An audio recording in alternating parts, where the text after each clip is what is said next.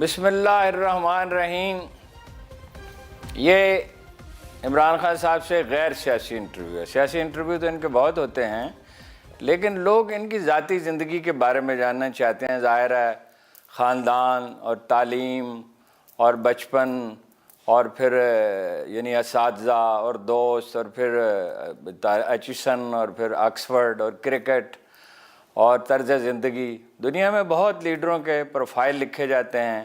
مجھے یاد ہے کہ جب ابھی تحریک انصاف کوئی بہت بڑی پارٹی نہیں بنی تھی، اس وقت امریکہ سے اخبار نویس آتے تھے اور بعض مجھ سے رابطہ کرتے تھے کہ پروفائل لکھنا ہے خان صاحب کا۔ وہ کیلیفورنیا سے الگ آتے تھے، نیو یارک سے الگ آتے تھے، واشنگٹن سے الگ آتے تھے۔ ہمارے ہاں اس کا رواج نہیں ہو سکا، معلوم نہیں کیوں۔ اور اب اخبارات کم پڑھے جا رہے ہیں، تو ٹیلی ویژن میں ہی ہماری تو کوشش یہ ہوگی کہ اگر پھر وقت مل سکے تو لمبی بات کریں، لیکن آج جتنا مختصر سا ٹائم ہے، ظاہر ہے 40 منٹ کا، تو ان کی غیر سیاسی جو زندگی ہے اس پہ بات کرتے ہیں۔ ظاہر ہے وہ سیاست پہ اثر انداز ہوتی ہے، آدمی کی شخصیت کی تشکیل کس طرح ہوتی ہے، کن سے وہ سیکھتا ہے، اور ظاہر ہے کہ آدمی کی شخصیت 3 سال کی عمر میں آدھی سے زیادہ مکمل ہو جاتی ہے اور 14 سال کی عمر میں بالکل مکمل ہو جاتی ہے۔ تو خان صاحب آپ نے لاہور میں اس دن یہ کہا جب اخبار میں سے بات کر رہے تھے کہ آپ کا 60s کا عرصہ جتنا اچھا تھا، 70s کا اس سے اچھا تھا، بعد کا اس سے اچھا تھا، مسلسل یعنی لرن کرنے کا پروسیس جاری رہا۔ تو سوال یہ ہے کہ غیر سیاسی زندگی اچھی تھی یا سیاسی زندگی اچھی ہے، اور فرق کیا ہے دونوں میں؟ تو پہلے تو میں اس کے اوپر کامنٹ کر دوں ہارون۔ دیکھیں، ایک حدیث ہے کہ جب سے تم پیدا ہوتے ہو اور جب تک قبر میں نہیں جاتے علم سیکھو۔ ٹھیک ہے، یعنی یہ اس کے لیے انسان کو ایک مسلسل جد و جہد کرنی چاہیے اپنے آپ کو امپروو کرنے کی۔ میں جہاں تک میں سمجھاؤں، جب آپ علم کی جستجو کرتے ہیں تو وہ آپ کو سٹرگل کرنی پڑتی ہے۔ تو ساری یعنی اللہ کا بیسکلی حکم یہ ہے کہ جو آپ کی زندگی ہے سٹرگل کے لیے، اور سٹرگل میں انسان سیکھتا ہے اور اس میں گرو ہوتا ہے، اس میں ایوالو ہوتا ہے، اس میں چینج ہوتا ہے۔ آپ نے شروع میں کہا کہ بیسک پرسنالٹی، تو آپ نے کہا کہ بیسک کیریکٹر تو فارم ہو جاتا ہے بڑی جلدی، لیکن جو چینجز آتے ہیں وہ آپ کی زندگی میں سٹرگل سے آتے ہیں۔ جو انسان مار کھاتا ہے نا، جب یعنی میں آپ کو ایک مثال دیتا ہوں کرکٹ کی، کہ وہ جو آپ مثلا محنت کرتے ہیں، بڑی ٹیسٹ سیریز آ رہی ہے، آپ کا کوئی بڑا میچ آ رہا ہے، ورلڈ کپ آ رہا ہے، اور آپ اس کے لیے ایکسرسائز کرنی پڑتی ہے، ٹریننگ، کیونکہ آپ کو دنیا میں مقابلہ ہو رہا ہے بیسٹ ٹیموں کے ساتھ، تو اس کے لیے بڑی محنت کرنی پڑتی ہے۔ تو جو مثلا میں آپ کو بتاؤں ورلڈ کپ، میں نے بڑی محنت کی تھی، جو آخری ورلڈ کپ ہم جیتے، میں نے بڑی محنت کی اس سے پہلے، کیونکہ میں تقریباً 40 سال کا ہونے لگا تھا، اپنی پیک سے تو نکل گیا تھا، لیکن میں نے بڑی محنت کی کیونکہ مجھے پتا تھا آخری دفعہ کھیلنا۔ تو 2 دن پہلے ورلڈ کپ سے میرا یہاں شولڈر کا رپچر ہو جاتا ہے، اور ڈاکٹر کہتا ہے کہ آپ کھیل نہیں سکتے 6 ہفتے، یعنی ورلڈ کپ آپ نہیں کھیل سکتے۔ تو لیکن آخر میں ہم نے بتایا بھی کسی کو نہیں ٹیم کو، اور میں جب کھیلا ٹیکے لگا کے بڑی مشکلوں سے کھیلا، لیکن وہ جو ڈس اپوائنٹمنٹ، وہ جو مایوسی ہے نا، وہ ایک یعنی وہ کوئی جان ہی نہیں سکتا جس نے زندگی میں کوئی بڑے اپنے آپ کو ایمز نہ رکھے، اور پھر جتنا آپ اوپر سوچتے ہیں پھر اتنا نیچے گرتے ہیں۔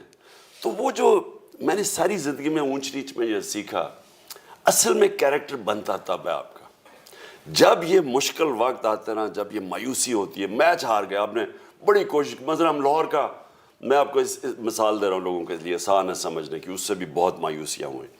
لاہور کا سیمی فائنل ہار گئے، جو فیورٹ تھی پاکستان 1987 میں جیتنے کے۔ تو وہ جو مایوسی ہوتی ہے نا، جب آپ یعنی آپ پوری جان مارے اور پھر آپ وہ اصل میں آپ کا کیریکٹر بنتا ہے جب آپ اس مایوسی سے ڈیل کیسے کرتے ہیں، کیسے کوپ کرتے ہیں، کیسے آپ اس سے اپنے آپ کو نکالتے ہیں۔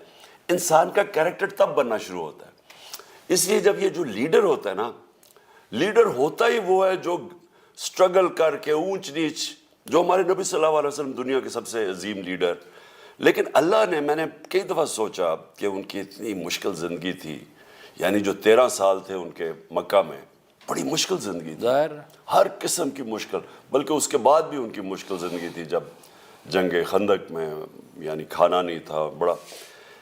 تو جہاں تک مجھے سمجھ آئی ہے کہ اللہ ہمیں جب کہتا ہے نا کہ ان کی سنت پہ چلو، ان کی زندگی سے سیکھو، تو وہ سب سے عظیم لیڈر کو بھی اللہ نے اپنے حبیب کو سٹرگل کروائی، یعنی اس کو برے وقت دکھائے، اونچی، اسی سے کیپیسٹی بلڈنگ ہوتی ہے. اور ہمیں یہ بتایا کہ یہ ہے طریقہ. یہ نہیں کہ جس طرح یہاں لیڈر ہے، میں باپ ہے تو میں بیٹی تیار ہوگی، وہ ادھر ہے تو میں پرچی مل گئی تو میں لیڈر. اس طرح یہ جو سٹرگل ہے نا، یہ انسان کو بھی بناتا ہے اور خاص طور پہ لیڈر کو بناتا ہے. کیونکہ لیڈر کی باقی لوگوں سے سب سے بڑی کیا کوالٹی ہونی چاہیے؟ پریشر لینے کی. وہ پریشر تب لے گا جب وہ ساری زندگی پریشر سے گزرتا رہے. اچھا، یہ آپ کو یاد ہوگا جب ہم ٹیکسلا سے آ رہے تھے تو چودھری نثار نے کہا کہ ٹیم کا کیپٹن تو میں تھا، یہ تو اپنے 12 نمبر پہ تو گیند کبھی وکٹوں میں جاتی نہیں تھی. تو یہ کیسے کرکٹ سے عشق شروع ہوا اور کیسے پھر یہ ڈیولپ کیسے کیا؟ یعنی ایچیسن میں رہتے ہوئے تو آپ کوئی کرکٹر نہیں تھے، یعنی شامل تو تھے ٹیم میں. اچھا، چودھری نثار خیر اتنی 50 سال کے بعد میموری کمزور ہو جاتی ہے. ایچیسن کا میں سب سے بہتر کھلاڑی تھا. اچھا، اور میں اصل میں نہیں کیپٹن چودھری نہیں تھا؟ مجھے یاد نہیں کہ نثار کیپٹن تھا. میں کیپٹن نہیں، میں 2 سال کھیلا تھا ایچیسن کی ٹیم سے، میں کیپٹن نہیں تھا. اچھا، لیکن میں میں کھلاڑی، مجھے ذرا کلرز ملتے ہیں جب آپ سب سے پرفارم اچھا کرتے ہیں. لیکن دیکھیں، میری جو والدہ کی 2 بہنیں تھیں نا، ان دونوں کے بہنوں کے بیٹے پاکستان کے کرکٹ کیپٹن بھی رہے، اور وہ میرے سے بڑے تھے. جہانگیر اور ماجد، جاوید برکی اور ماجد. جاوید برکی. سو دونوں خالہ کے بیٹے تھے. تو یہ بھی ایک عجیب چیز ہے کہ 3 بہنوں کے 3 بیٹے ٹیسٹ کرکٹرز بھی اور ٹیسٹ کیپٹنز، اور تینوں آکسفورڈ کیمبرج. ہم یہ زمان پارک نے بڑے پیدا کیے، زمان پارک سے. سو مجھے گھر سے وہ جو میرے ہیروز تھے، وہ تو ہر انسان کا رول ماڈل ہوتا ہے، تو میرے وہ رول ماڈلز تھے، تو میں انہی کی طرح بننا چاہتا تھا. شروع میں تو آپ فلاپ ہی ہو گئے نا جی، ٹیم میں شامل ہو گئے. پہلے میچ مجھے کھلایا، میں صرف 18 سال کا تھا. انگلینڈ میں تھا پہلے میچ؟ انگلینڈ میں تھا. تو میں جب وہاں کھیلا تو 18 سال کا، یہاں کرکٹ بھی کوئی کوالٹی کی نہیں تھی، انگلینڈ کی ٹیم بہت اچھی تھی. تو پہلے میچ کے بعد ہی مجھے کہاں تھا وہ میچ؟ انگلینڈ میں، ایجباسٹن، برمنگھم میں. تو پہلے میچ کے بعد مجھے انہوں نے ٹیم سے نکال دیا، اور سب نے کہا کہ اب یہ کبھی واپس نہیں آئے گا. ساروں نے کہا کہ اس کی کرکٹ ختم. مجھے یاد ہے کہ اخبار میں لکھا ہوا تھا عمران خان نہیں، عمران کانٹ، یہ کھیل نہیں سکتا. تو اور بڑا میرا مذاق بھی اڑا ٹیم والے. جب ظاہر ہے ایک سپورٹس ایسی چیز ہے کہ اگر آپ کو عزت ہے تو پرفارمنس ہے تو عزت ہے، آپ نے پرفارمنس نہیں کی تو کوئی آپ کو پوچھتا نہیں ہے. تو وہ مجھے پہلی دفعہ زندگی میں اتنا دھچکا پڑا، کیونکہ تب تک آسان زندگی تھی، یعنی اس ٹائم تک. تو جب میں ٹیم سے نکلا، اور پھر جو میرے 3 سال لگے واپس آنے میں، وہ جو تھی نا، ان 3 سالوں میں کیا کیا؟ میں یونیورسٹی چلا گیا، میں آکسفورڈ چلا گیا. تو میں پڑھ بھی رہا تھا، تو میں پھر گرمیوں میں کرکٹ کھیلتا تھا آکسفورڈ کے لیے. داخلہ بھی کرکٹ کی بنیاد پہ ملا نا؟ اوورسیز، اور آپ کی جو اوورسیز ہیں اس کے لیے وہ کرتے ہیں. اور پھر ہاں کرکٹ بھی، اسپورٹس مین بھی، ایک انٹرنیشنل کرکٹر بھی تھا. تو میں آکسفورڈ میں، یہ 3 سال کا کورس تھا؟ 3 سال کا کورس تھا، جو میں نے اصل میں 2 سال میں کیا. اور وہ پھر اس میں سب سے زیادہ گرو کیا. ایک تو میں اس لیے گرو کیا کہ وہ پڑھائی اتنی مشکل تھی. کیونکہ دیکھیں، بہت مشکل ہے ہارون، آپ نے ایک چیز ریئلائز کرنی ہے. اگر آپ ایک انٹرنیشنل سپورٹس مین بن جاتے ہیں تو وہ تب ہی بنتے ہیں جب آپ کا ایک لو افیئر ہو جاتا ہے، جنون ہو جاتا ہے ایک چیز سے، obsession ہو جاتی ہے. نہیں تو آپ نہیں بن سکتے. کیونکہ سوچیں، سارے ملک میں ٹاپ 11 میں، آکسفورڈ سے لندن جاتے تھے. نہیں، میں پہلے یہ بتا دوں کہ جب تو کیوں نہیں سپورٹس مین پڑھتے؟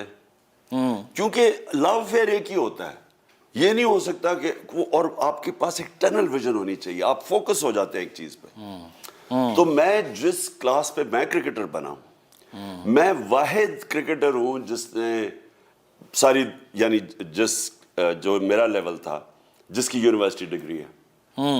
کیونکہ وہ آپ 15 سال کی عمر میں آپ کا فوکس ہو جاتا ہے سپورٹ پہ، تو پڑھائی ہی نہیں کی جاتی. آپ وہاں آکسفورڈ میں بھی کیپٹن تھے؟ ہاں، پھر میں آکسفورڈ میں کیپٹن بنا. لیکن میں صرف پڑھا میری والدہ کی وجہ سے، کیونکہ میری والدہ نے مجھے یہ وعدہ کروایا تھا جب میں 18 سال کی ٹیم میں آیا. اس نے کہا کہ دیکھو تم نے ایک وعدہ کرنا ہے, تم نے اپنی یونیورسٹی پوری کرنی ہے. اور وہ میں اتنا اپنی والدہ کا شکر گزار ہوں کیونکہ اس سے مجھے اتنا فائدہ ہوا. آغا جان تو آپ کو پیسے بھیجتے تھے یا پیسے بھی وہیں سے ارن کرتے تھے؟ نہیں, پہلے میں یہ صرف یہ کہہ دوں کہ وہ جو میری والدہ نے مجھے پریشر ڈالا کہ تم نے پڑھائی پوری کرنی ہے, اس کا مجھے اتنا زیادہ فائدہ ہوا کیونکہ ایک تو آکسفورڈ کی اور پھر یونیورسٹی ایجوکیشن, پھر جو مائنڈ کی ٹریننگ کرتا ہے وہ ایجوکیشن, اس کا مجھے کرکٹ میں بڑا فائدہ ہوا. یعنی وہ اب میری جو انالیسس تھی, میں اپنی گیم کو بہتر ریڈ کرتا تھا باقیوں سے, وہ اور چیزیں جو میں نے ایک دفعہ صرف میرے والد, جو میں پہلا سال تھا میرا آکسفورڈ کا, انہوں نے یونیورسٹی فیس بھیجی اور مجھے ابھی بھی یاد ہے 500 پاؤنڈ تھا وہ. اور یہ سوچ لیں کہ میری بہن اس وقت لنڈن اسکول آف اکنامکس میں پڑھ رہی تھی اور انہی دنوں میں وہ بنگلہ دیش علیحدہ ہو گیا. انہی دنوں کے اندر ہمارا روپیہ ڈی ویلیو ہو گیا, یعنی پاؤنڈ 11 روپے آدھا رہ گیا تھا, 11 روپے سے 28 روپے پہ چلا گیا. تو میری بہن ادھر پڑھ رہی تھی, میں آکسفورڈ میں تھا. تو پھر اس کے بعد میں وہ پروفیشنل کرکٹ کھیلتا, یعنی میں کاؤنٹی کرکٹ کھیلنا شروع ہو گیا, یونیورسٹی میں تھا. تو میں اس میں سے اتنے پیسے کما لیتا تھا اپنی کرکٹ سے. چھوٹی موٹی جاب بھی کی بعض اوقات. جو جاب میں نے صرف پہلے جب میرا جو پہلا سال تھا سردییں آکسفورڈ میں, کیونکہ اس وقت میرے پاس پیسے ختم ہو گئے, سیلز مین کا کام, تو میں نے انہوں نے ایک وہ یونیورسٹی اسٹوڈنٹس کے لیے جاب ہوتی ہے کرسمس جاب, تو 3 ہفتے کی جاب تھی. تو 10 دن میں لاسٹ کیا کیونکہ 2-3 میری لڑائی ہوئی, انہوں نے پھر مجھے نکال دیا 10 دن کے بعد. نوکری کے قابل تو آپ لیکن ان 10 دنوں میں میں نے اتنا پیسہ کما لیا کہ میرے کوئی اگلے 2-3 اچھا, مہینے وہ بالنگ ایکشن آپ نے مجھے بتایا تھا, ایک دم سے برآمدے میں بیٹھے ہوئے تھے, بالنگ ایکشن میں آپ نے کہا کہ میں نے خواب میں دیکھا. کیسے ڈیولپ کیا بالنگ ایکشن؟ اچھا, میں پہلے پرابلم کیا تھا بالنگ ایکشن؟ نہیں, میں آپ کو پہلے سے, میں واحد ہوں کرکٹ میں جو کرکٹ جانتے ہیں لوگوں کہ جس نے اپنا پورا بالنگ ایکشن چینج کر دیا. یہ بڑا مشکل, شاید ہی کوئی بالر ہے جو یہ کر کیا. خیر میرے جس لیول پہ میں پہنچا تھا اس لیول پہ تو نہیں کیا, کیونکہ آپ کا ایک نیچرل بالنگ ایکشن ہوتا ہے. میرا جو بالنگ ایکشن تھا وہ جو میں بننا چاہتا تھا نا, وہ بالنگ ایکشن رکاوٹ بن گیا بیچ میں. تو سارے جو بھی ایکسپرٹس تھے, یعنی جو کرکٹ کے کوچز, وہ سب مجھے کہتے تھے کہ اگر تم نے چینج کرنے, جو بھی بالنگ ایکشن چینج کرتا ہے, جو اس کی نیچرل چیز ہے وہ بھی چلی جاتی ہے, وہ نہ تیتا رہتا نہ بٹے رہتا. تو سب نے مجھے کہا نہ چینج کرو. لیکن میں بننا چاہتا تھا فاسٹ بولر, کیونکہ میں نے انگلینڈ میں ڈینس لیلی کو دیکھا جب میں 18 سال کا تھا. اس کو میں نے بولنگ کرتے دیکھا, وہ پہلی دفعہ ہم نے تیز بولر دیکھا, یہاں تو کوئی تیز بولر نہیں تھے. تو جب میں نے اس کو بولنگ کرتے دیکھا نا, تو میں نے کہا میں یہ بننا چاہتا ہوں. اب وہ جو میرا بولنگ ایکشن تھا وہ اس کے ذریعے میں بن نہیں سکتا تھا. میں ذرا ٹیکنیکل چیز آسان لوگوں کے لیے بتا رہا ہوں کہ وہ ایک رکاوٹ تھی. تو میں نے 4 سال لگائے, یعنی 4 سال مجھے لگے مکمل طور پہ چینج کیا بالنگ ایکشن میں تیز بولر بننے کے لیے, اور بنا. یعنی یہ کبھی ہوا نہیں ہے کرکٹ میں کہ آپ میڈیم سے, گریگ چیپل مجھے کہتا تھا, یہ کبھی ہوا نہیں ہے کہ میں نے اپنا ایکشن چینج کیا. اور اگر کوئی میرا دیکھے جب میں نے شروع کیسے کیا تو میں نے چینج کر کے تیز بولر بنا. پھر ہوا کیا کہ میں جب اپنی پیک پہ تھا نا, جب میں سارے ریکارڈز توڑنے کے وقت تھا, میری ٹانگ ٹوٹ گئی, اور یہاں کسی کو وہ ہیئر لائن فریکچر ہوا. تو یہاں کسی کو پتہ ہی نہیں تھا کہ وہ ہوتا کیا. تو میں کھیلتا رہا اس سے, وہ اور برا ہو گیا, وہ خراب ہوتی رہی. تو جب میں سارے, آپ سمجھے نا, پین نہیں ہوتا تھا, پین ہوتا, ہاں درد ہوتی تھی, لیکن میں تھوڑی دیر کے بعد پھر کھیل لیتا تھا, وہ ہیل ہی نہیں ہو رہا تھا. اچھا, جب میں واپس آیا 3 سال جو میری پیک پہ تھے وہ ضائع ہو گئے میرے, کیونکہ تیز بولر کی پیک 6 سال ہوتی ہے, تو اس میں 3 سال تو یہ چلے گئے. تو جب میں واپس آیا 3 سال کے بعد, تو میرا ایکشن خراب ہو گیا. اب ان دنوں میں ایسے, اب تو موبائل فون سے بھی آپ اپنا ایکشن کر کے تو سلو موشن میں دیکھ سکتے ہیں. ان دنوں میں بڑے ابھی نئی آیا تھا یہ, تو مجھے سمجھنا ہے کہ غلطی کیا ہے, اور میں کوئی 3 مہینے لگا رہا کہ کیسے میں اس کو ٹھیک کروں, کیونکہ وہ میری کوئی چیز مسنگ تھی, لیکن مجھے سمجھ نہیں آ رہی تھی. کیونکہ اگر تو آج کل ویڈیو ہوتا, کیمرہ ہوتا, میں وہ دیکھتا, میں ایڈجسٹ کرتا, تب نہیں تھا. تو آپ یہ یقین کریں کہ مائنڈ کی کتنی پاور ہوتی ہے, میں لوگوں کو بتاتا ہوں, کیونکہ میں کوشش کرتا رہا, نہیں ہوتا تھا, میں پھر کوشش کرتا تھا.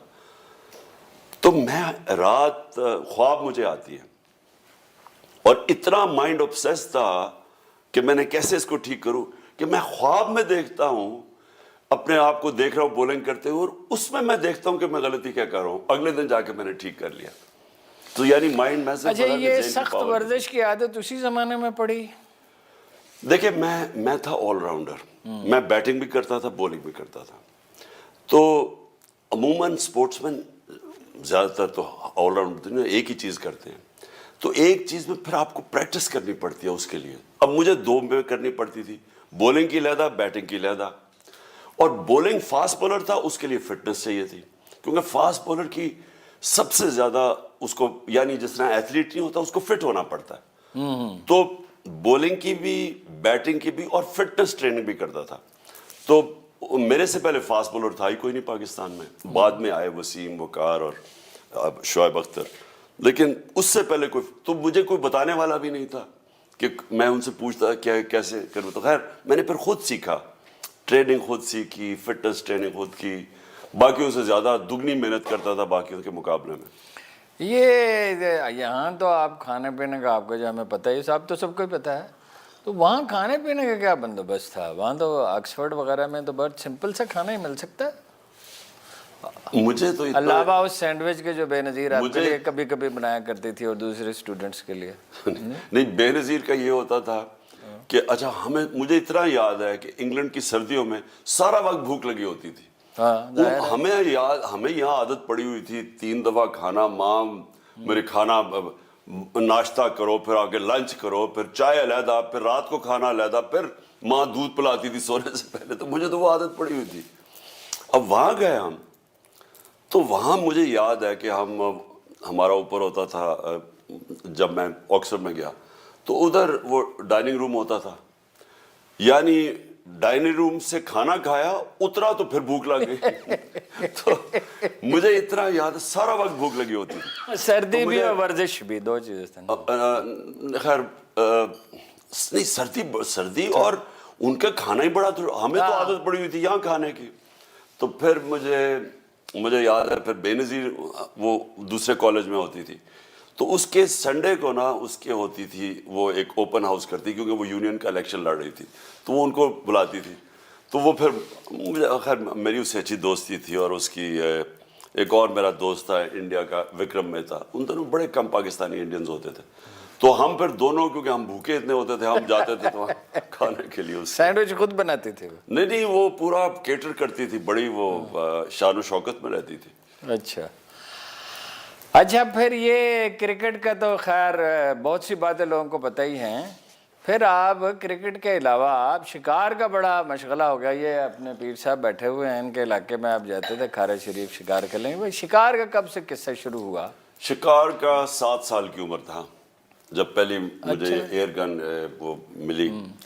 تو مجھے یاد ہے میں نے پہلے اپنی جو فاختہ ماری 7 سال کی عمر میں.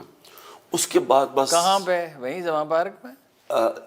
زمان پارک سے ابھی ہمارا گھر بن رہا تھا, جب 1 سال کے بعد بن گیا. جب خاموشی ہوتی تھی زمان پارک میں, کوئی زمان پارک تو ایک یعنی لاہور شہر سے باہر ہوتا تھا زمان پارک. وہاں تو کوئی 8-9 گھر تھے سارے ہمارے رشتہ داروں کے, ساتھ نہر ہوتی تھی, کبھی ایک اعتزاز حسن کا, اعتزاز کا ساتھ ہوتا تھا, اور کبھی کبھی کوئی نہر کے اوپر کوئی گاڑی آیا کرتی تھی, کبھی اس کی آواز یاد ہے مجھے. تو وہ ایسا, جب HSN کالج سے ہم زمان پارک کی طرف آتے تو موسم بدل جاتا تھا. یعنی وہ شہر سے سردیوں میں ان دنوں میں تو سائیکلوں پہ پھرتے تھے ہم یار, تو جو آپ کیونکہ آپ ایک دم فیل کرتے موسم بدل جاتا تھا. یعنی سارے کھیت تھے ہمارے ارد گرد, وہ دوسری طرف نہر کے جو آج سارا یہ سارا کھیت تھے یہاں. تو میں تو اس ٹائم پہ بڑا ہوا ہوں زمان پارک میں. اچھا خیر ہوگا فاختہ ماری اس سے. اور اس کے بعد یعنی ایسا ایک میرا شکار کا obsession ہوا, وہ تب سے لے کے بس 2 ہی تھے, پر وہ آہستہ آہستہ صرف کرکٹ اور شکار پہ پھنس گیا. تو وہ کلیش کرتا تھا کئی دفعہ, کیونکہ جیسے میں نے کس چیز کے شکار کرتے تھے؟ اڑیال وغیرہ کا بھی؟ صرف تیتر کا. تیتر کا کھانا بھی مجھے تب بہت پسند تھا, تیتر, اور صرف تیتر کا, کیونکہ تیتر کا اور سب سے جو میرا جدھر یہ پیر صاحب کی جگہ ہے نا یہ سالٹ رینج، ادھر سب سے میں انجوائے کرتا تھا تیتر کا. اس کے بعد میں نے دنیا میں انگلینڈ میں بھی کیا، کبھی مجھے نہیں مزہ آیا. یہ پشاوری چپل کب پہننے شروع کی؟ یہ ہمیشہ میں اصل میں گرمیوں میں ہمیشہ پہنتا تھا. اس وقت بھی ایچسن کے زمانے میں؟ ایچسن کے بعد، یعنی ایچسن کے بعد تو میں باہر ہی زیادہ رہا نا، لیکن یہاں گرمیوں کے اندر نا مجھے یہ زیادہ کمفرٹیبل ہمیشہ لگتی تھی، اس لیے کیونکہ اوپن. اچھا یہ پہنتے کیا تھے جب آپ ایچسن وغیرہ ادھر ایچسن میں اور آکسفرڈ وغیرہ میں؟ یہ مجھے یاد پڑتا ہے کہ آپ نے جب آرٹیکلز لکھنے شروع کیے تھے اس وقت کہا کہ میں شلوار قمیض پہنوں گا. وہ نہیں، وہ آکسفورڈ کے بہت بعد. اچھا، اصل میں ہوا کرکٹ چھوڑنے کے بعد ہوا کیا، آج سے 35 سال پہلے کی بات ہے. میرے آئے ہوئے تھے. اچھا میں جایا کرتا تھا سارے اوپر پہاڑی علاقوں پہ، سارا ناردرن ایریاز میں سب پھرا ہوا، اور وہ مجھے بچپن سے اس کا بڑا شوق تھا، پہاڑوں کا شروع سے شوق تھا. اب میرے جو دوست تھے جو یہاں کے لاہور کے، جو ہم بڑا، ان کو کوئی شوق ہی نہیں تھا. تو جو میرے ادھر کے دوست تھے، کیونکہ میں انگلینڈ کے دوست تھے، انہوں نے کئی تصویریں دیکھی، ان کو بڑا شوق تھا. تو وہ آیا کرتے تھے میرے، یعنی میں جب جاتا تھا تو وہ مجھے کہتے تھے کہ ہمیں ساتھ لے جاؤ. تو باہر سے میرے انگلینڈ سے آتے تھے.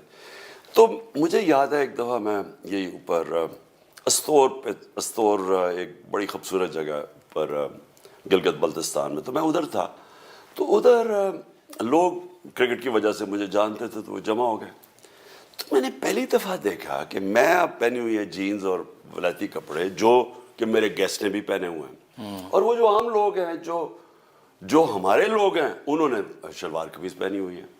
میں نے یہ بلوچستان بھی جائے نا، وہاں بھی احساس ہوتا ہے، وہاں آدمی نہیں پھر پتلون پہن سکتا. میں نے نہیں، سارے قبائلی علاقے میں چلے جائیں، زیادہ تر بلوچستان میں پختونخوا کے علاقوں میں چلے جائیں، ساری جگہ. تو میں نے سوچا کہ یہ ادھر سے سوچنا شروع کیا کہ میں کیوں ان کی طرح ہوں، میں پاکستان کا اور میں نے کپڑے ان کے پہنے ہوئے ہیں. ادھر سے میں نے پھر سوچا، اور پھر میں نے اپنے ذہن میں سارا دیا کہ یہ ایک ہمارا غلامی کا انگریزوں نے ہمارے اندر چھوڑ کے چلے گئے.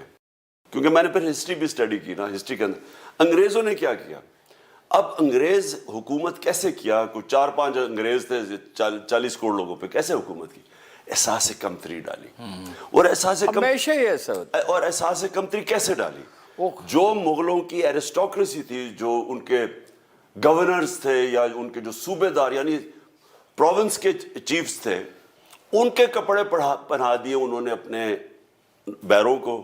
باہر جو کھڑے ہوتے ہیں ہوٹلوں کے باہر، وہ یہ مغل کی ایرسٹوکریسی کے کپڑے تھے، یعنی ان کی اشرافیہ کے کپڑے تھے، پگڑیاں، اور وہ یہ اشرافیہ کے کپڑے تھے. اور ان کو پڑھا دیے جو نیچے جو ان کا کیپٹن تھا، جو عبد الرحیم خانہ جو تھا وہ پہنتا تھا اس طرح کا، اور جو انگریزوں کے کپڑے تھے وہ پہنا دیے انہوں نے کیپٹن کو. اچھا، اس سے ایک اور واقعہ یاد ہے. نہیں، لیکن میں صرف آپ کو نہیں، لوگوں کو کہنا چاہتا ہوں. دیکھیں، ہم ریلائز نہیں کرتے کہ اس سے کیا ہوا کہ آپ صرف یہ نہیں کہ ان کے کپڑے پہنے، انگریزی بولی، ایک پوری دوسری طرز زندگی، ایک دوسری آپ قوم کی کلچر کے غلام بن گئے، ذہنی غلام بن گئے. ٹھیک ہے. تو یہ میں نے تب سوچا، یہ ٹھیک بات ہے، کہ ہم اپنے لوگوں کے اندر احساس کمتری پہ رہے کہ جی میں ایچسن سے تو میں پینٹ قمیض پہنی ہوئی ہے، وہ بیچارہ اردو اسکول. وہ انگریزوں کو خود اس کا بڑا تجربہ تھا نا، وائکنگز نے ان پہ رول کیا، نارمنز نے کیا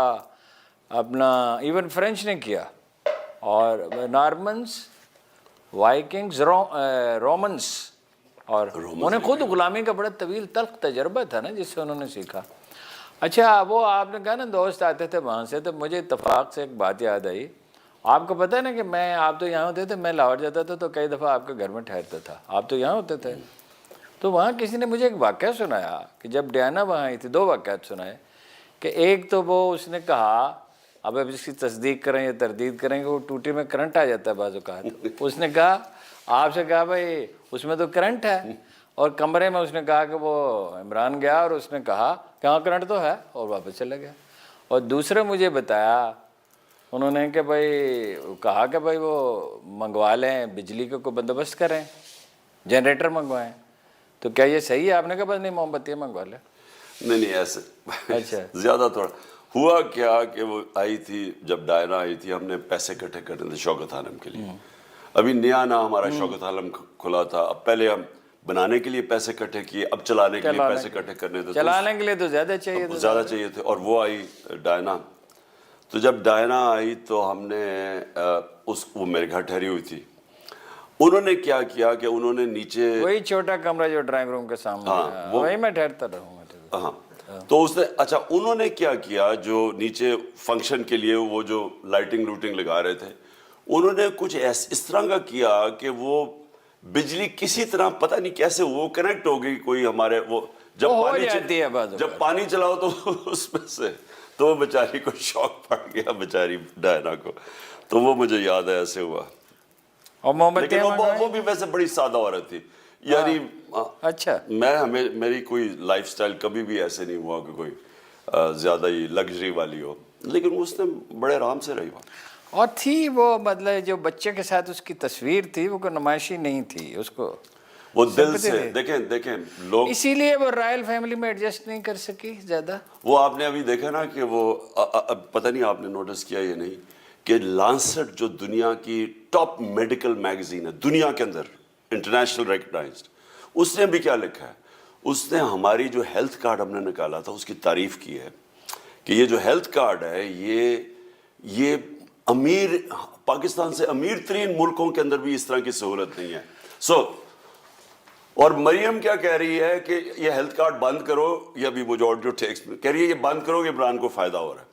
کہنے کا مقصد یہ ہے کہ یہ جو لوگ ہوتے ہیں نا, یہ جو مصنوعی طور پہ لوگوں سے ہمدردی دکھاتے ہیں کہ عورت کو پکڑ لیا ایسے کر کے, ڈائنا کی جینوئن تھی, وہ دل سے, یعنی وہ دل سے کرتی تھی لوگوں کے لیے. اور میں نے اس کو بڑا قریب, اس کے لیے رائلٹی میں کشش نہیں تھی, آدمیت انسانیت تھی اصل میں. اس کی بڑی اس کی تکلیف تھی زندگی. وقفہ کر لیں ناظرین, وقفہ کرتے ہیں, پھر گفتگو یہیں سے شروع کرتے ہیں.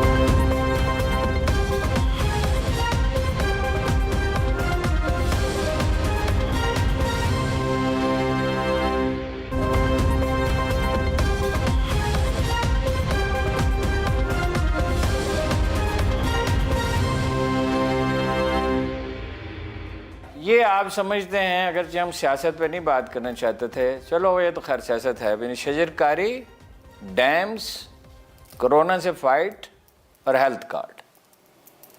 اور ایک اور چیز, کیونکہ جو اکانومی ملی تھی ہمیں وہ بینکرپٹ تھی.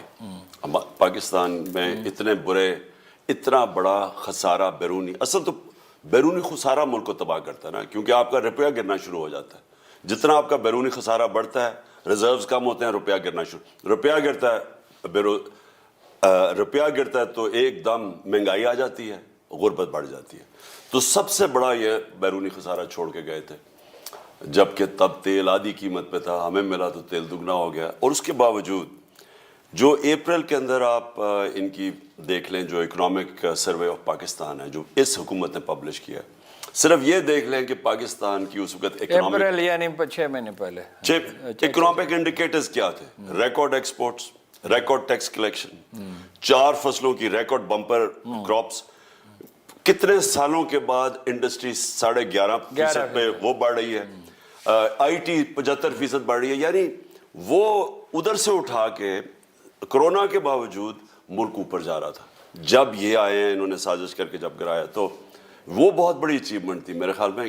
یہ تو خیر لانگ ٹرم ہے نا ہمارے فیوچر کے لیے, لیکن جو اکانومی کو نکالا تھا ادھر سے, وہ بڑی فائٹ کی تھی. ہارون آپ یہ سوچیں, میں نے زندگی میں ابھی کسی اور سے بھی اپنے 1-2 منسٹر سے بات کر رہا تھا جو محنت کرتے تھے, میں نے کبھی اتنا مشکل وقت نہیں گزارا. میری ذاتی زندگی ختم ہو گئی, میں کوئی شام کو جاتا ہی کہیں نہیں تھا. چھٹی کبھی کی نہیں, شاید 5 دن کرونا کے میں مس کیے آفس, کے علاوہ 1 دن میں ایوبیا جب گئے, وہ تو کرونا ہو گیا نا. لیکن میں صرف یہ کہتا ہوں کہ وہ اتنا مشکل چیلنج تھا وہ جو اکانومی کو, کیونکہ ہر وقت فکر ہوتی تھی کہ کچھ, تو وہاں سے جو ہم نکلے ہیں میرے خیال میں وہ بڑی اچیومنٹ تھی. کس نے بیسٹ ایڈوائس دیا آپ کو اکانومی میں؟ مختلف لوگوں نے دی. اسد عمر تو شروع میں مطلب یہ پورا کنسیو نہیں کر سکتے, کلیئر نہیں تھے. دیکھیں نا, نہیں ٹھیک ہے, وہ ان کو پسند کیا جاتا ہے ان کو, میں آپ کو کچھ کلیئر تو نہیں تھے. میں آپ کو کچھ اور دیکھیں, پہلی دفعہ گورنمنٹ میں آئے, اور گورنمنٹ میں آئے جب کہ سب سے بڑا کرائسس تھا, کیونکہ اکانومی تو بیٹھ گئی, پھر کرونا آ گیا. اچھا ادھر سے ابھی ہل ہی رہے تھے, کرونا اوپر سے آ گیا, دنیا بند ہو گئی. تو اور پھر کرونا میں اتنا بڑا فیصلہ تھا کہ ہم نے لاک ڈاؤن نہیں کیا.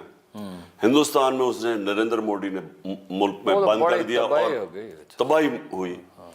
ساری دنیا کو دیکھ رہے تھے وہاں, بڑا پریشر تھا لاک ڈاؤن, ساروں نے کہا لاک ڈاؤن. اچھا, اور لاک ڈاؤن بھی پھر جس طرح ہم نکلے ہیں تو دنیا اکنالج کرتی ہے. مجھے یاد ہے سوائے جنرل احسن صاحب ایک ریٹائرڈ جنرل ہیں, ان کے ایک آدمی نہیں تھا جو یہ کہے, سب کہتے تھے لاک ڈاؤن کرنا, جنرل احسن کہتے تھے نہیں کرنا چاہیے, سب کہتے تھے لاک ڈاؤن بھی کرنا ہے, اور سب کہتے تھے کہ آپ کی گورنمنٹ چلی جائے گی کیونکہ یہ لوگ مرنے اچھا شروع یہ تو آپ سیاست میں بات کرنی تو نہیں تھی, یہ تو آپ کے تھے, اس میں کوئی شبہ نہیں, صحیح کہا آپ نے یہ چاروں باتیں. لیکن جو آپ نے غلطیاں کیں, عثمان بزدار مسلط کیا آپ نے, کیبنٹ میں ایسے آدمی لیے, آئی ایم ایف کے معاملے میں آپ کنفیوز رہے, تو اس پہ کبھی غور کیا آپ نے؟ اب ٹیم تیاری نہیں تھی, اب میں آپ سے کہتا ہوں کہ بھئی آپ تیاری کریں. اس دن بھی میں نے آپ سے کہا کہ بھئی تیاری, آپ کو اتنے بڑے چیلنج ہیں, اب تو اس سے بڑا کرائسس ہے. دیکھیں ہارون, یہ پرائیویٹائزیشن کا مسئلہ ہے, پولیس ہے, عدلیہ ہے, FBR ہے, زراعت کو جدید کرنا ہے, انڈسٹری لگانی ہے, IT ہے, اپنا یہ الیکٹرانکس میں, یہ اس کے لیے کوئی تیاری ہے کوئی؟ دیکھیں ہارون, میں آپ کو بتاؤں, دیکھیں کتنی چیزیں انسان ٹھیک کر سکتا تھا, اس میں تو کوئی شک نہیں.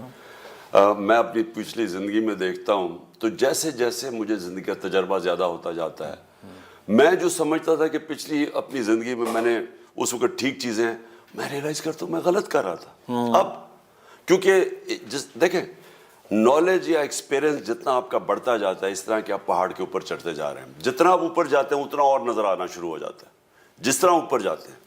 تو جتنا یہ جو 3.5 سال میں یعنی میری جتنی سٹرگل کی ہے, میری ساری, اگر میں زندگی میں پہلے نہ کیا ہوتا تو میں کر ہی نہ سکتا. لیکن میں نے چیزیں بہت ریلائز کی کہ اپنے ماضی میں بھی اور اس میں بھی 3.5 سال ایک تو آپ کا یہ بڑا مسئلہ ہے نا, آپ فیس ویلیو پہ لے لیتے آدمی کو, بڑا اچھا آدمی, بڑا اچھا آدمی ہے, اور پھر بعد میں آپ کہتے ہیں کہ یار یہ تو میں چیٹ کیا اس نے مجھے. دیکھیں میں اصل میں وہ خسرو بختیار اب آپ کا کہاں ہے, اور وہ وزیر قانون کا کیا نام تھا جی, وہ وزیر قانون جو ہوتا تھا کراچی والا, اس کو, اور کئی ایسے لوگ وہ ڈس اپیئر ہی ہو گئے. دیکھیں ہارون, یہ ہے خامی, اب گورنمنٹ میں یہ خامی, چودھری سرور کو گورنر بنا دیا آپ نے. گورنمنٹ سے پہلے یہ میری زندگی میں خامیاں نہیں تھی کیونکہ میں اس کو خامی نہیں سمجھتا تھا, لیکن جب آپ ملک کے پرائم منسٹر ہوں یہ واقعی خامی تھی. اور خامی کیا ہے؟ میں ہمیشہ لوگوں میں اچھائی ڈھونڈتا ہوں. میں لوگوں کی دو پہلو ہیں نا, ہم سب میں برائیاں اور اچھائیاں ہیں, تو میں ہمیشہ اچھائی ڈھونڈتا تھا لوگوں میں. تو جب آپ گورنمنٹ میں پرائم منسٹر ہوں, میں نے ریلائز کیا کہ میری کمزوری نکلی. کیونکہ ہوتا کیا تھا کہ لوگ, آپ ملک کو نقصان پہنچتا تھا جب آپ لوگوں کو ٹرسٹ کرتے تھے, اور وہ جب آپ کا ٹرسٹ بٹرے کرتے تھے تو آپ کو تو نقصان ہوتا تھا, لیکن ملک کا نقصان. تو یہ میں نے, اگر آپ کہیں, لیکن آپ جو آپ نے کہا نا کہ اگر آپ کو 3.5 سال پہلے کیا کرنا ہو, اگر آپ کو پھر ملے, نہیں تیاری تو کریں نا جی, میں تو یہ کہہ رہا ہوں. نہیں وہ تو خیر تیاری ہمیں پتہ ہے, آخری 2 سال 17 سال میں پاکستان کی بہترین گروتھ ریٹ ہوئی تھی, تو ہم سیکھ تو گئے تھے. لیکن میں آپ کو ایک بتاتا ہوں, اگر مجھے واپس جانا پڑے 3.5 سال پہلے جب شروع کی تھی, تو ایک چیز جو مجھے کرنی تھی اور میں نہیں کر سکا, اور وہ تھی کہ میں قانون کی حکمرانی قائم نہیں کر سکا, رول آف لا نہیں لا سکا, انصاف نہیں کر سکا. کیونکہ جو پارلیمنٹری ڈیموکریسی کے اندر اگر آپ میجر ریفارمز کرنا چاہتے ہیں, ایک کولیشن گورنمنٹ پہلے کمزور, اس کے اندر لوگ آئے ہوئے تھے وہ ہمارے کنٹرول میں نہیں تھے, اور کولیشن پارٹنرز تھے, اور پھر سینٹ میں ان کی میجورٹی تھی, تو قانون وہاں سے پاس ہوتا نہیں تھا. اتنا مشکل تھا کہ جو بڑے بڑے اس ملک کے اندر مافیاز ہیں, جب تک آپ ان کو قانون کے نیچے نہیں لے کے آتے آپ کچھ بھی نہیں کر سکتے. یا آپ کہتے ہیں نا اکانومی, نہیں ٹھیک ہے, اس پہ یہ بات, اس پہ کوئی اختلاف کر سکتا ہی نہیں ہے اگر کوئی انصاف پسند آدمی ہے. نہیں, لیکن احتساب کرنا آپ کا کام تو نہیں ہے نا, اداروں کا کام ہے. میں کچھ اور کہہ رہا ہوں, مجھے اگر یہ علم ہوتا نا کہ کتنا رکاوٹیں میرے سامنے ڈالی گئی اور کس طرح لوگوں کو بچایا گیا, بڑے بڑے کرپٹ لوگوں کو کیسے پروٹیکٹ کیا گیا, कैसे इनके केसेस सारे मैच्योर हुए थे, लेकिन नहीं इनको सजा होने दी। छोड़ क्यों नहीं दिया आपने? सुने ना, तो ये आहिस्ता आहिस्ता हुआ, ये पहले दिन नहीं हुआ। पहले दिन मुझे उम्मीद थी कि हाँ अब हो जाएगा, कल हो जाएगा, परसों हो जाएगा। बीच में आके मैंने रियलाइज किया कि नहीं, ये करना नहीं चाहते। जो मेरे से ज्यादा ताकतवर है वो ये इस एहतसाब नहीं चाहती, और वो बिलीव ही नहीं करती एहतसाब में। कोई भी नहीं बिलीव करता। तो जब वो स्टेज पहुंची, एक मिनट ये जो हुक्मरान तबके में कोई भी नहीं बिलीव। मैं आपको कंप्लीट कर दूं। देखें, तो या तो मुझे पहले दिन अगर पता चल जाता ना, तो मैं कहता कि असेंबली तोड़ो, फिर से इलेक्शन करवाओ। अब अगर मुझे वापस जाना पड़े तो मैं कभी भी वो गवर्नमेंट ना लूं, मैं ऑपोजिशन में बैठ जाऊंगा, लेकिन गवर्नमेंट नहीं लूंगा। क्योंकि अगर आप इस मुल्क में जब तक, ये याद रखें कि आपका मतलब अगर 2/3 अक्सरियत नहीं मिले, नहीं, जब तक आप ताकतवर नहीं होंगे, आप कानून कायम ही नहीं कर सकते, आप इंसाफ दे ही नहीं सकते। क्योंकि देखें, जो माफियाज बैठे हुए ना यहाँ, सबसे बड़ा पॉलिटिकल माफिया जो सारा पीडीएम इकट्ठा हुआ है, कोई सेकुलर है, कोई कुछ है, कोई नेशनल, सब इकट्ठे हो गए। क्यों है? इनका कोई नजरिया तो नहीं मिलता। मेरे अगेंस्ट सारे क्यों इकट्ठे हुए हैं? क्योंकि इन सबको खौफ है एहतसाब से। पहले दिन से मैं कह रहा था ये एनआरओ, अब एनआरओ का मतलब ये है कि ये कानून के ऊपर आपने रख दिया, मतलब कि इनके लिए और कानून, गरीब के लिए और कानून। वो जब तक ये नहीं ना होता, वो मैं लोगों को बार बार हदीस रटा दिया है कि कभी वो उन्होंने नबी सल्लल्लाहु अलैहि वसल्लम ने बिल्कुल ठीक कि तुम्हारे से पहले बड़ी कौमें तबाह हुई, जिधर कमजोर को जेल में डालो, डाकू को, और बड़े को एनआर। तो जब तक आप वो नहीं ना कर सकते। लेकिन मेरी बात सुनो ना, देखो एहतसाब कैसे हो सकता है? पुलिस ठीक हो, एफआईए ठीक हो, एंटी करप्शन ठीक हो, नायब का तो पता नहीं क्या होगा, मगर एफआईए कर सकती है। अदारे जो हैं वो इंडिपेंडेंटली एक्ट करें, यानी कानून के दायरे में वो फैसले करने के लिए आज़ाद हों। आपका क्या काम? आपका काम तो नहीं है एहतसाब करना, आप सिर्फ पॉलिसी बना सकते हैं और निगरानी, मॉनिटरिंग कर सकते हैं। देखिए, वो तो हुक्मरान तबका तो कभी भी एहतसाब नहीं चाहते। लेकिन हारून देखें, इंडिया में भी नहीं चाहते। आपने ये जो सारी चीजें कही कि ये एफआईए वगैरह, ये सारे सेकंड, और अदालत, आपको नितीश कुमार वाली ब्रीफिंग याद है? मुझे तो वो सारी बिल्कुल आज तक पूरी तरह याद है। कैसे उसने पुलिस को ठीक किया, करप्शन खत्म की, सरकारी अफसरों से काम लेना शुरू किया, गुंडागर्दी खत्म की। लेकिन सिंपल चीज ये, सिंगापुर को ली कुआन यू ने कैसे ठीक किया? कानून की बालादस्ती, सही है, इंसाफ का एहतसाब करके, लोगों को खौफ। देखिए, जब लोगों को खौफ चला जाए ना कि मैं चोरी करूंगा, जुर्म करूंगा, मैं पकड़ा ना जाऊं। अब ये शाहरुख जुतई बाहर आ गया ना, सबको सामने कत्ल करके बच गया। जब तक लोगों को खौफ नहीं ना होगा कानून का, बिल्कुल ठीक है, आप कभी भी, अच्छा, और वो कब होगा? वो जब आप ताकतवर को कानून के नीचे लेके आएंगे। जब तक ताकतवर कानून के नीचे नहीं ना आता, जब तक ये सर्टेनिटी ऑफ पनिशमेंट नहीं होती। बिल्कुल ठीक है। अब हो 95% है बरतानिया में, 95%, यहाँ है 5%।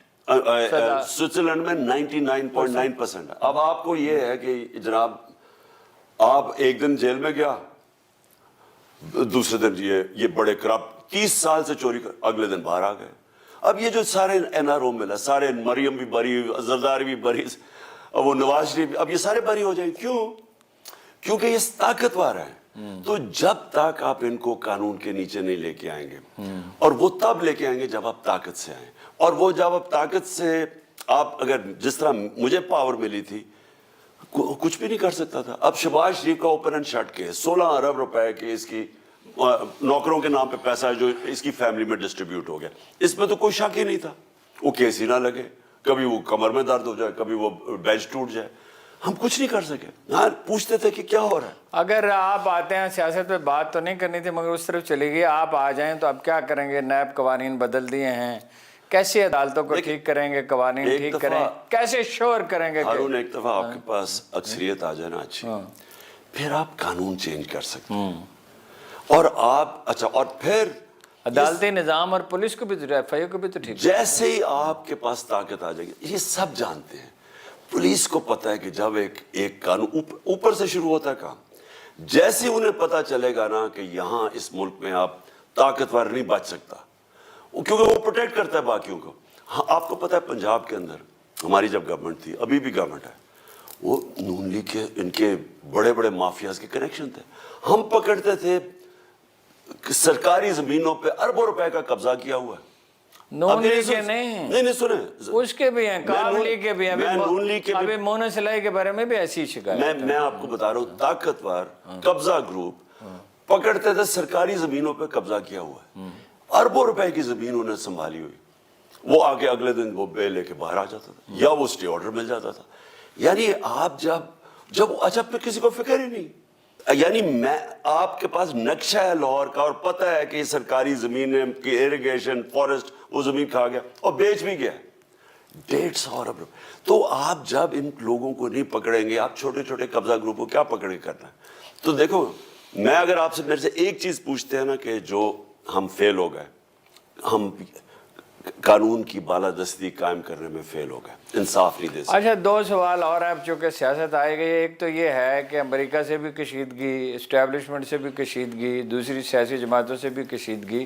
آپ گورن کیسے کریں گے؟ رانا ثناء اللہ نے تو کہا ہے کہ ہم حکومت کرنے نہیں دیں گے ان کو, ہم بھی جلوس لے کے آئیں گے اور ماریں گے ان کے لوگوں کو. دیکھو ہارون, رانا ثناء ان سے معاملات تو ٹھیک کریں, نارملائز تو کریں. یہ سارے مجرم پیشہ لوگ, جرائم پیشہ لوگ ہیں. اس کے اوپر اس نے کتنے قتل کیے. ملک کا ذرا حال دیکھیں نا آج. کیا ملک کی فیوچر ہو سکتی ہے کہ آپ کا انٹیریئر منسٹر جو ہے اس کا خود ان کے اپنا ہی نون لیگ کا وزیر کہہ رہا ہے اس نے 18 قتل کیے. سارا فیصلہ آباد جانتا ہے کیا تھا کیا بن گیا. اسحاق ڈار, اس نے کنفیشنل سٹیٹمنٹ دیا ہے کہ شریف خاندان کے لیے منی لانڈرنگ کر کے باہر بھیجتا تھا. اس نے باقاعدہ بینک اکاؤنٹس بتائے ہیں جو وہ قاضی فیملی لندن میں بیٹھی ہوئی تھی جدھر پیسے. کنفیشنل سٹیٹمنٹ ہے. منی لانڈر, کنفیس منی لانڈر ہے, وہ فائنانس منسٹر بن گیا. شہباز شریف کو انڈر ٹرائل تھا, اس کا اور اس کا بیٹا, ان کو سزا ہونے والی تھی 16 ارب کے FIA کیس میں, وہ آ گیا پرائم منسٹر بن گیا. زرداری بری علیحدہ ہو گیا, مسٹر 10%.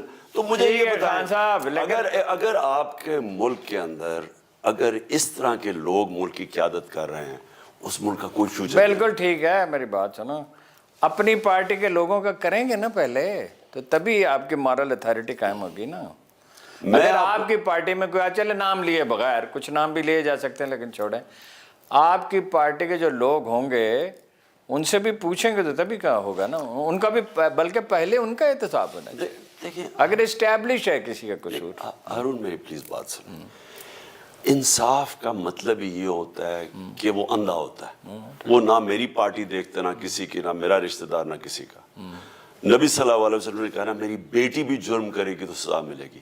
دیکھیں انہوں نے, میں لوگوں کو مجھے ان کو سمجھ نہیں آتی کہ مدینہ کی ریاست کیوں اللہ کہتا ہے نبی صلی اللہ علیہ وسلم کی سنت پہ چلو, کیونکہ وہ ان کی سنت تھی. انہوں نے سب سے پہلے انصاف قائم کیا, سب سے پہلے عدل اور انصاف, پھر خوشحالی آئی. پہلے خوشحالی نہیں آئی, پہلے انہوں نے انصاف قائم کیا اور پھر انہوں نے ایک انسانیت کا نظام رحم کر کے فلاحی ریاست بنائی. پیسے نہیں تھے, خوشحالی بعد میں آئی. ایسے تو بہت بعد میں ہے, حضرت عمر کے دور میں. سو ہمارے لیے کیا لیسن ہے؟ اللہ ہمیں جب کہتا ہے کہ ان کی زندگی سے سیکھو تو ہم کیا اگر ملک میں آپ کی انصاف ہی نہیں ہے, آپ جو مرضی کر لیں, یہ بیکاریوں کی طرح پھرتے رہیں گے بھیک مانگتے ہوئے, کبھی کسی سے کبھی. اور نہیں, مگر آپ کا دیکھیں نا, آدھی قانون میں بلیک ہے اور جو باقی آدھی ہے اس میں بھی آپ کے FBR والے جو ہیں 22,000 میں سے شبر زیدی کہتا ہے کہ 2,000 سے زیادہ 2 آدمی نہیں ہیں, 90% جو ہیں وہ تو کرپٹ ہیں یا نکمے ہیں.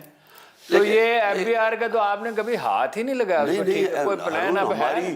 ہماری ریکارڈ کلیکشن ہوئی تھی جب ہم آئے 3 سال میں ڈبل ہو گئے. اس سے بھی زیادہ ہے تو بہت ہی زیادہ. اس سے جتنی آپ نے کی اس سے دگنی ہو سکتی ہے, گریجولی, آف کورس گریجولی ہوگی. لیکن پلیز میری ایک بات سنیں, میں آپ کے 9% تھی نا, 11.4% پہ گئی ہے میکسیمم. میں آپ کو دیکھنے والوں کو ایک چیز بتانا چاہتا ہوں. دیکھیں, جب تک ایک قوم کے اندر خوف نہیں نہ ہوگا کہ میں جرم کروں گا اور میں پکڑا جاؤں گا, تب تک آپ جرم نہیں روک سکتے, کیونکہ کس کس کو پکڑے. اور لوگوں کو یہ اعتبار بھی ہونا چاہیے جو ٹیکس لیا جا رہا ہے وہ ٹھیک خرچ ہو رہا ہے. وہ ساری چیزیں بعد میں آتی ہیں. جب آپ ٹیکس کا پیسہ چوری کرتے ہیں وہ تبھی آپ کو خوف ہوگا نا کہ میں پکڑا جاؤں گا. آپ مجھے بتائیں امریکہ کے اندر یا کوئی وہ ایماندار لوگ ہیں ہمارے سے, کیا انگلینڈ سوئٹزرلینڈ میں ہمارے سے ایماندار لوگ ہیں؟ صرف ٹیکسی ڈرائیور $18 بلین ٹیکس دیتے ہیں, صرف ٹیکسی ڈرائیور. हारून उनको पता है, आप किसी अमेरिकन से पूछे वो क्यों टैक्स देते हैं, उसे कहे वहां कोई बेल नहीं है, उसे पता है कि मैं पकड़ा गया टैक्स फ्रॉड में जेल है, इसलिए लोग टैक्स देते हैं। अब यहाँ ताकतवर जो है, आपको पता है हमने जो बड़ी, यानी मुझे अफसोस ये है कि जब हमारी गवर्नमेंट गई तो हम वो उधर पहुंच गए थे टेक्नोलॉजी का इस्तेमाल करके कि हम बड़ा जबरदस्त टैक्स मैनेजमेंट लोग आने लगे थे, क्योंकि हमने टेक्नोलॉजी इस्तेमाल किया। अच्छा, हमने ट्रैक एंड ट्रेस सिस्टम किया। अच्छा, रेवेन्यू तो ऐसे बढ़ा, वो हमने 34 मिलियन लोगों की लिस्ट बनाई। 34 मिलियन। इस वक्त पता आपको कितना टैक्स देते हैं? 20 लाख लोग। ठीक है, 34 मिलियन यानी 3 करोड़ लोगों की लिस्टें बनाई। वो लोग जो कि खाते पीते थे, 4 कनाल का मकान है, बड़ी बड़ी गाड़ियां हैं, बच्चे बाहर जाते हैं, आला स्कूलों में पढ़ते हैं, बेगमात जेवरात से लदी फदी है, टैक्स 1 रुपए 22 करोड़ में से 3.5 करोड़ लोग हैं, इसके 20 लाख टैक्स देते हैं। 3.5 करोड़ लोग जिनकी अच्छा भला और टैक्स नहीं देते। अब वो उनकी हमने आर्टिफिशियल इंटेलिजेंस पूरी टेक्नोलॉजी का इस्तेमाल करके, अल्लाह करे कि वो हो जाए। अच्छा, 2 आखिरी सवाल है, एक तो खैर वैसे ही बीच में आ गया। 2005 में आपको बड़ी ताकीद के साथ एक आदमी के मैं घर लेके गया, उनसे मिलाया, one of the finest gentleman civil servant, जो इंटेलिजेंस को समझते हैं, पुलिस के तो खैर वो दुनिया में बेहतरीन आदमी समझे जाते हैं, टैक्स कलेक्शन को समझते हैं। डॉक्टर सडल साहब से आपने कोई काम न लिया, इस तरह के और लोग भी थे जिनसे आप काम ले सकते थे। असल में देखिए, मैं एक शख्स की वजह से नहीं कह रहा, यानी ये बेहतरीन टीम तो इन्हीं लोगों से कारोबार हुकूमत चलता है ना। देखिए, जब हम हुकूमत में आए ना पहली दफा, तो पहला साल तो फायर फाइटिंग में चला गया। मैं आपको अब बता रहा हूँ कि अगर मैंने सिर्फ 5 छुट्टियां ली, वो कोरोना की मुझे हो गया था, और 5 दिन घर से बाहर खाना खाया साढ़े 3.5 साल में, इसका मतलब कि सारा वक्त 5 दिन सिर्फ घर से शाम 5 दिन घर से बाहर खाना खाया। एक जमाना में तो खाते ही घर से बाहर थे, बहुत कम होता था। लेकिन जो मैं आपको कह रहा हूँ वो ये कि वो इतना ज्यादा आपके पास, आप जब आते हैं ना गवर्नमेंट में, वो और एक गवर्नमेंट बैंकरप्ट हुई हो, इतने ज्यादा आपको मसले फेस करने पड़ते हैं। क्या आप, यानी दिन में सिर्फ 24 घंटे, मैं इसलिए कह रहा हूं, लेकिन ये आप ठीक कह रहे हैं कि हमने अभी आपने शहजाद अकबर को लगा दिया, डॉक्टर सटल ने कहा ना करें, मेरा उनसे तो रब्ता रहते था कि ये इसकी कैपेसिटी नहीं है। हमने कई चीजें नहीं, इसके शहजाद अकबर की बात नहीं करा, कई जगह हमें पता चला कि हमने गलत लोगों को लगाया जब, और कईयों का पता ही तब चला जब आप उनको पोजीशन देते हैं, तभी पता चलता है कि वो ठीक है या नहीं। बातें बड़ी अच्छी करते हैं। बहरहाल मेरा ये ख्याल है कि हमें अपनी लड़ाई अंदरून मुल्क लड़नी चाहिए, और कौम जाग चुकी है और वो लड़ सकती है, और हम जानते हैं, हम अब हमारी अक्सरियत ये जानती है क्या करना चाहिए। सिविल अदारे पॉपुलर होने चाहिए, ताकतवर होने चाहिए, कानून की अमलदारी होनी चाहिए, इलेक्शन फौरी होने चाहिए, इस्तेहकाम होना चाहिए, अमन होना चाहिए। चैलेंज बहुत बड़ा है, इसमें कोई शुबा नहीं, अपॉर्चुनिटीज़ उससे भी ज़्यादा बड़ी हैं। अगर सही रुख पे चला जाए, सही खतूत पे काम किया जाए, अल्लाह ताला खान साहब को भी तौफीक दे, दूसरे लोगों को भी तौफीक दे। मैं कोई सवाल नहीं कर सका चूँकि दूसरी तरफ हम चले गए। मेरा ख्याल है इलेक्शन अब जल्दी हो जाएंगे, और उम्मीद करनी चाहिए, वरना क्राइसिस और बढ़ता डीप होता चला जाएगा।